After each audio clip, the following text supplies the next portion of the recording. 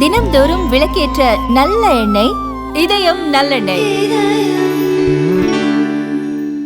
ஹரியானாவில் செப்டம்பர் 25ஆம் தேதி முதல் பெண்களுக்கு மாதம் 2100 ரூபாய் வழங்கும் லடோ லட்சுமி திட்டம் செயல்படுத்தப்படும் என்று அம்மாநில முதல்வர் நயாப் சிங் சைனி தெரிவித்துள்ளார். இதுகுறித்து செய்தியாளர்களிடம் பேசிய நயாப் சிங் சைனி, செப்டம்பர் 25ஆம் தேதி முதல் 23 வயது மற்றும் அதற்கு மேல் உள்ள பெண்களுக்கு தீன் தயாள் லடோ லட்சுமி திட்டத்தின் கீழ் மாதம் 2100 ரூபாய் உதவித்தொகையாக வழங்கப்படும். முதல் கட்டமாக ஆண்டு வருமானம் 1 லட்சம் ரூபாய்க்கும் கீழ் உள்ள குடும்பங்களின் பெண்கள் திட்டத்தில் சேர்க்கப்பட்டுள்ளனர். அடுத்த கட்டத்தில் வெவ்வேறு வருமான நிலையில் உள்ள குடும்ப பெண்கள் சேர்க்கப்படுவார்கள்.